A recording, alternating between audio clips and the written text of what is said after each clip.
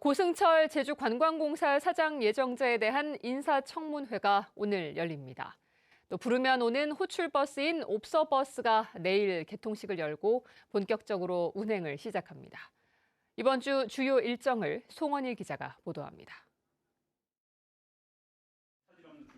제주도의회 문화관광체육위원회는 오늘 고승철 제주관광공사 사장 예정자에 대한 인사청문회를 엽니다. 고승철 사장 예정자는 제주시 애월읍 출신으로 사명관광 대표를 맡고 있고 제주도 관광협회 부회장을 지냈습니다. 도의회는 사흘 이내에 인사청문 경과 보고서를 채택해 제주도지사에게 보내야 하는데 신임 사장의 임기는 3년입니다. 제주도의회 행정자치위원회는 그동안 투명성 논란이 일었던 제주도 감사위원회 위원 선정 방식을 바꾸는 제주도 감사위원회 구성 조례 개정안을 오늘 심의합니다. 지금까지는 감사위원 6명 가운데 도지사가 2명의 후보를 추천하고 도의회가 3명, 교육감이 1명을 추천했는데 이번 조례 개정안은 감사위원 선정 추천위원회를 구성한 뒤 공모 등 다양한 방식으로 감사위원을 추천하도록 했습니다. 한편 제주도의회는 지난 10일부터 22일간의 회기로 행정사무감사와 조례안 심의 절차를 진행했는데 내일 본회의를 열어 제421회 임시회를 폐회합니다. 부르면 오는 호출버스인 옵서버스 개통식이 내일 제주시 애월읍 수산리 노인복지회관에서 열립니다. 옵서버스는 콜센터나 스마트폰 앱을 통해 콜택시처럼 호출해서 이용하는 서비스로 내년 4월까지 6개월 동안 버스 이용 수요가 적은 제주시 애월읍 수산리와 서귀포시 남원읍 태흥리 일대에서 운영됩니다. 프로축구 제주 유나이티드가 모레 저녁 7시 30분 제주 월드컵 경기장에서 포항과 FA컵 4강전을 치릅니다. 제주는 10년 만에 4강에 진출했는데 이기면 오는 4일 오후 2시 제주 월드컵 경기장에서 단판 결승전을 치르고 첫 우승에 도전하게 됩니다. MBC 뉴스 송원일입니다. 암 투병을 하던 아내를 떠나보내고 제주에서 영화 제작을 이어가는 민병훈 감독의 새 영화가 다음 달 1일 극장 개봉을 앞두고 화제가 되고 있습니다. 9살 아들이 쓴 감성 깊은 시를 소재로 자신과 아들의 애도와 치유 시간을 다큐멘터리 영화로 재탄생시킨 민 감독을 홍수연 기자가 만나 이야기를 들어봤습니다. 네, 감독님 오늘 바쁘신데 나오셔서 대단히 고맙습니다. 네, 제주 이주 계기가 먼저 좀 궁금한데 한 말씀 해주시죠. 제주로 이전에 온 지 6년 정도 됐고 서울에서 제가 아이와 엄마하고 살 때 엄마가 병을 얻었고 그 병을 제가 아이와 엄마가 저와 합의를 해서 제주의 좋은 환경에서 자연치유 혹은 많은 생명력을 얻을 수 있는 기운을 얻고자 제주로 바로 이전을 해왔고 이곳에서 이제 아이와 엄마와 제가 힘을 얻고 또 그런 관계 속에서 제주에서 살게 됐죠. 근데 엄마는 나한테 아주 좋은 약속을 해주셨어. 시우야, 우리 언젠간 천국에서 다시 만나자. 아니, 보고 싶단 말이야. 엄마와 헤어진 이후에 아이와 제가 이 제주에서 삶을 어떻게 헤쳐나가는지, 슬픔을 어떻게 극복하는지, 그리고 엄마에 대한 생각을 아이는 시로, 저는 영화 감독이자 촬영을 통해서 어떻게 애도하고 극복하는지에 관한 영화고요. 영화 다큐멘터리가 가장 핵심적인 요소를 뽑는 진실 혹은 희망적인 요소를 담고 있는 영화라고 생각을 합니다. 그래서 어느 날 아이가 시를 써왔는데 그 시가 슬픈 비라는 처음에 시였어요. 그 슬픈 비라는 시를 제가 보고 이 슬픈 비를 아이의 마음이 읽혔고 이 아이의 마음을 다독여 준다면 아빠로서 격려를 해줘야겠다, 독려를 해주고 그러다 보니까 영화가 시나리오는 없지만 아이의 시가 토대가 됐고 또 아이의 시를 통해서 영화를 만들게 된 계기가 되었습니다. 아이와 제가 내밀한 자신의 모습들을 보여주는 게 사실 굉장히 민망하죠. 또 어렵기도 하고요.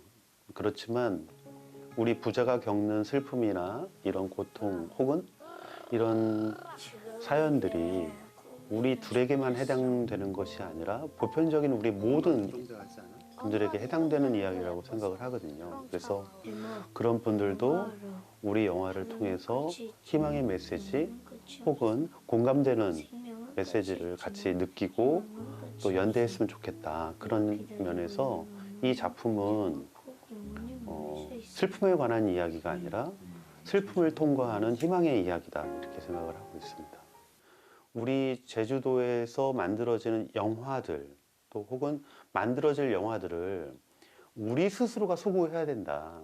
우리 스스로 같이 많이 봐야 되고 같이 함께 울고 웃고 또 같이 보여줄 수 있는 환경과 형태를 만드는 것이 중요하니까 만들어질 것을 자꾸 예상하지 말고 만들어진 영화에 대해서 어떻게 도민분들과 공유하고 소통할 것인지 이 부분을 좀 더 저는 고민하고 확장시켜야 되지 않을까 이렇게 생각을 하고 있습니다. 네, 감독님 오늘 나와주셔서 대단히 고맙습니다. 네, 고맙습니다. 감사합니다.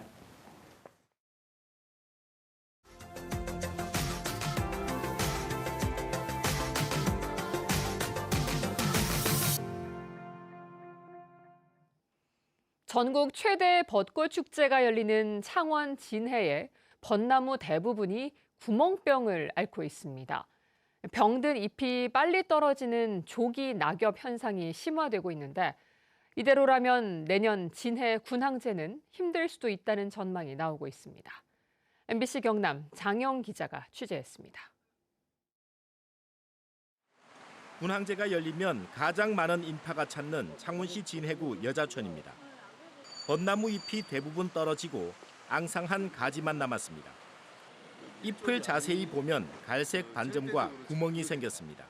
여자동에 40년 살았습니다. 낙엽이 보통 단풍이 지고 이래가지고 서서히 떨어지는데 이번 모양으로 한복 떨어지는 건 처음 봤습니다. 경화역 벚나무 군락지와 중원 로타리 인근 가로수도 사정은 마찬가지입니다. 구멍병과 조기 낙엽의 원인은 기후 변화입니다. 비가 많이 오고 햇빛이 난 날이 적기 때문에 강흡성을 많이 못했습니다. 그러다 보니까 나무는 쇠약해지고 그 세균성이나 곰팡이균들이 잎이 다 떨어진 벚나무는 광합성을 위해 꽃과 새잎을 틔우기도 합니다. 10월에 피는 벚꽃은 기후 변화를 실감나게 합니다. 다음 날 창원시 의창구 창원대로 벚나무 군락지를 찾아가 봤습니다. 예년과 같이 단풍이 시작됐고 일부를 제외하면 대다수 벚나무마다 잎이 그대로 붙어 있습니다. 이 같은 벚나무 구멍병과 조기 낙엽은 전국적인 현상인데 제때 방제하면 막을 수 있습니다. 제대로 예찰을 하고 방제를 했으면은 아마 조금이라도 잎이 더 떨어지지 않고 단풍을 볼 수 있지 않았느냐. 창원시 진해구청을 찾아 낙엽 후 방제했는지 물어봤습니다. 조기 낙엽 되고 나서는 혹시 뭐 조치한다든지 그런 건 없었습니까? 낙엽 되고 그거를 한다고 해서 조기 낙엽이 방지되고 그런 것까지는 전문가들은 이처럼 광범위하고 심각한 구멍병과 조기 낙엽은 처음이라며 내년 봄 벚꽃 개화는 기대에 못 미칠 거라고 전망합니다. 군항제 하면은 벚꽃인데 올해 이런 현상 때문에 내년에 진해 군항제가 걱정이 먼저 앞섭니다. 유관기관과 협조해서 전문가들은 방제 시기를 놓쳤더라도 1차 전염원이 될 수 있는 병든 낙엽을 제거하는 작업이 필요하다고 조언합니다. MBC 뉴스 장영입니다. 제주에서는 몇 달째 공영주차장에 세워두는 방치 차량이 큰 문제가 되고 있다는 소식을 전해드렸는데요. 전남 여수에서는 방치 선박들로 골머리를 앓고 있다고 합니다. 여수 MBC 김단비 기자가 보도합니다. 국내 최대 규모의 국가 어항인 여수 국동항입니다. 군데군데 부서지고 녹슨 어선에 쓰레기 더미가 쌓여 있습니다. 바로 옆 어선도 비슷한 상태. 몇 년 동안 방치된 건지 알 수 없을 정도로 심하게 훼손됐습니다. 2, 3년 됐거든요. 이렇게 되면 많게는 한 4년. 이거 나댕기는 선박이 피해를 보고 막 그러지. 지난 6월 여수시 전수조사에서 확인된 국동항 장기 방치 추정 선박은 97척. 이 가운데는 소유주가 있는 선박도 있습니다. 하지만 유류값이 오르고 어획량은 줄면서 출항 횟수도 줄고 팔려고 내놓은 선박은 사려는 사람이 없어 자리만 지키고 있습니다. 지금 어항이 별로 안 좋으니까 지금 배들이 많이 안 오고 방치 선박들이 지금 그 조업을 중단한 배들이 많습니다. 사실 거래가 잘 안 되는 실정입니다. 그렇다고 사유재산을 지자체가 강제로 처리할 수도 없는 상황입니다. 우선 여수시는 경고문을 붙이고 어선 등록 말소 대상에 해당될 경우 허가를 취소하는 등 행정 절차를 진행하고 있습니다. 또 폐선처럼 폐기할 수 있는 선박은 예산을 확보해 내년에 처리할 계획입니다.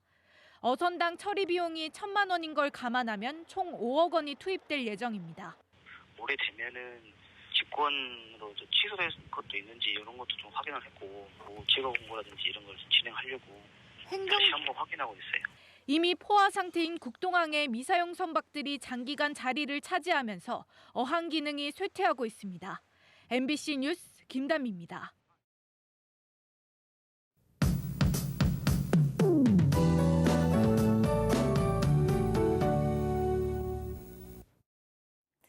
(10월의) 마지막 월요일도 온화한 가을 날씨를 보이겠습니다. 지난 주말에도 맑은 하늘이 드러나면서 밤사이 복사 냉각이 활발히 이루어졌습니다. 이불 역할을 해줄 구름이 없어서 낮에 쌓인 열기가 밤에 그대로 대기 중으로 빠져나가는 건데요. 아침 기온이 뚝 떨어지거나 안개가 끼는 곳이 많습니다. 오늘 오전까지 내륙을 중심으로 안개가 짙게 껴서 제주 공항을 연결하는 항공편 운항에 차질이 예상됩니다. 항공편 운항 정보 확인하셔야겠고요. 아침까지 제주 남부와 동부 지역은 빗방울이 가끔 떨어지는 곳이 있겠습니다. 오늘도 일교차가 10도 내외로 크게 벌어질 텐데요. 제주의 아침 기온 14.7도로 시작했고 낮 기온 23도까지 올라서 낮에는 온화하겠습니다. 당분간 아침, 저녁으로 쌀쌀하겠고요. 낮과 밤의 기온차가 크게 벌어지겠습니다. 이동성 고기압의 영향으로 구름 많다가 오후부터 차차 쾌청해지겠습니다. 다만 동부 지역을 중심으로는 구름의 양이 다소 많겠습니다. 자세한 지역별 기온 보시면 아침 현재 기온 산간 지역 성판악 8도로 떨어져 있습니다. 동부 지역 13도, 북부 지역 15도, 서부 지역 17도 보이고 있고요. 낮 최고 기온은 성판악 17도까지 오르겠습니다. 북부와 동부 지역 23도, 남부 지역 22도까지 오르면서 어제와 비슷하겠습니다. 섬 지역도 아침 기온 15도 안팎으로 시작했고요. 낮 기온 22도까지 오르겠습니다. 바다의 물결은 잔잔하게 일 텐데요. 오늘 천문조에 의해서 바닷물의 높이가 높은 기간입니다.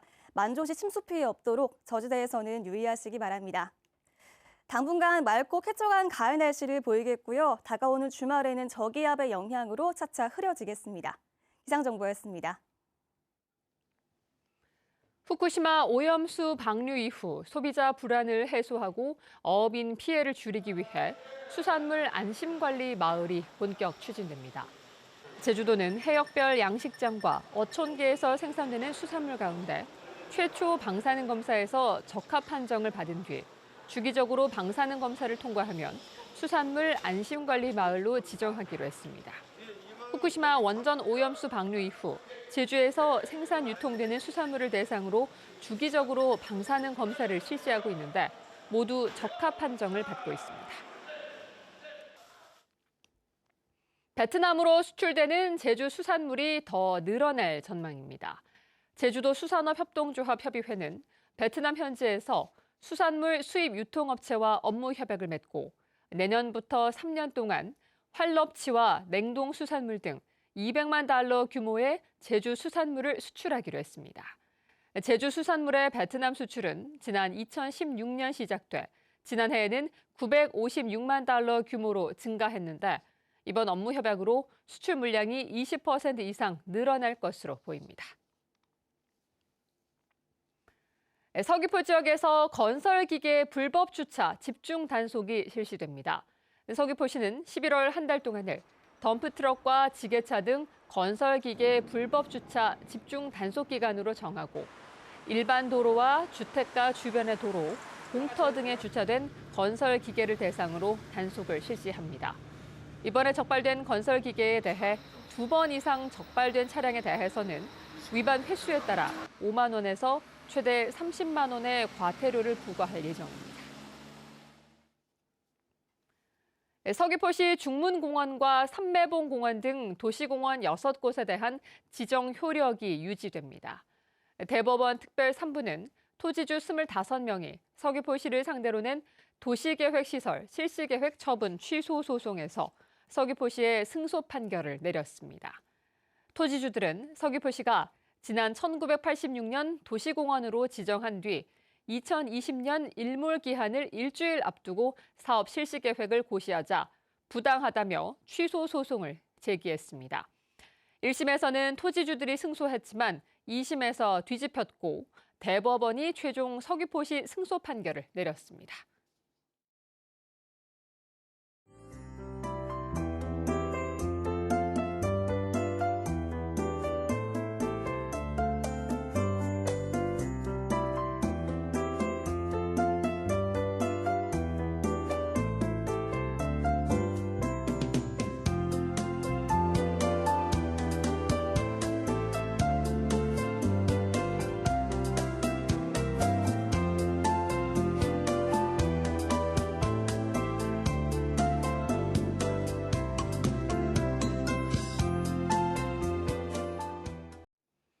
뉴스투데이 제주였습니다. 여러분 고맙습니다.